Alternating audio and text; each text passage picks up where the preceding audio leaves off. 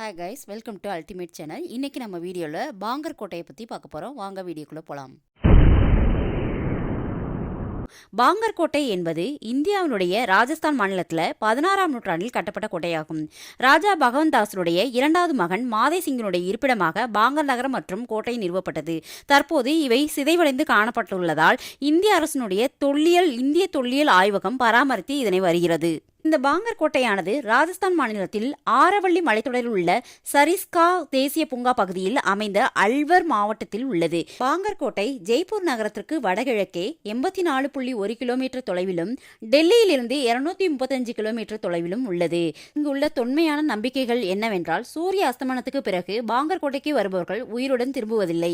இருட்டிய பிறகு இங்கு வருபவர்கள் இறந்து விடுகிறார்கள் அல்லது காணாமல் போகிறார்கள் என்று கூறப்படுகிறது. இந்த கோட்டையில் அமானுஷ்ய சில சத்தங்கள் வருவதாகவும், இந்த கோட்டையில் இரவில் பேய்கள் வாழ்வதாகவும் அப்பகுதியில் உள்ள மக்கள் நம்பி வருகிறார்கள்.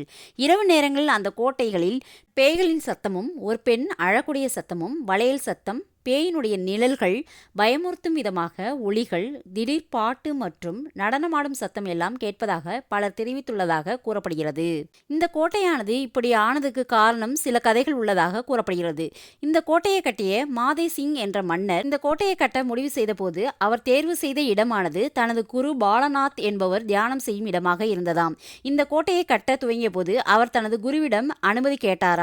அதற்கு குரு பாலநாத் தான் தியானம் செய்யும் இடத்தில் நிழல் விழாத அளவிற்கு கோட்டை கட்ட வேண்டும் என சொன்னாராம். இதை ஏற்றுக்கொண்ட மன்னர் கோட்டையை கட்டினார். சில மாதங்களில் சூரியனுடைய கோணமானது மாறும்போது குரு பாலநாத் தியானம் செய்யும் இடத்தில் நிழல் விழுந்ததாம். இதனால் கோபமடைந்த குரு பாலநாத் தான் தியானம் செய்யும் இடத்தை நிழல் போட்டு மறைத்தால் அந்த கிராமத்தில் இனி எந்த வீடு கட்டினாலும் நிழலுக்கு மேற்கூரை இருக்காது என சாபமிட்டாராம். அதன்படி தற்போது அந்த கோட்டையை சுற்றி எதை கட்டினாலும் மேற்கூரை கட்ட முடியவில்லையாம். அதே நேரத்தில் மேற்கூரை கட்டினாலும் இடிந்து விழுவதாகவும் பலர் கூறுகிறார்கள்.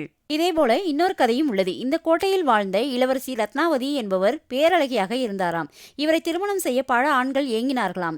அதே போல ஒரு மந்திரவாதியும் ஏங்கினாராம். அவர் இளவரசியை மந்திரவசியம் மூலம் அடைய நினைத்தாராம். இந்த தகவலை கேட்ட இளவரசி அந்த மந்திரவாதியை கோட்டைக்கு அழைத்து தனது காவலர்களை வைத்து கோட்டையிலே கொன்றுவிட்டாராம்.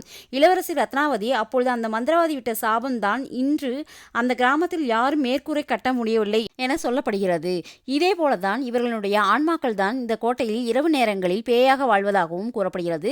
சிலர் இந்த கோட்டையில் முழு இரவை கழிக்க நினைத்து உள்ளே போனவர்கள் அன்றுடன் காணாமல் போய்விட்டனர். சிலர் உயிரை இழந்து விட்டனர் எனவும் கூறப்படுகிறது. இந்த வீடியோ உங்களுக்கு பிடிச்சிருந்துச்சுன்னா லைக் பண்ணுங்க, ஷேர் பண்ணுங்க, சப்ஸ்கிரைப் பண்ணுங்க. தேங்க்யூ.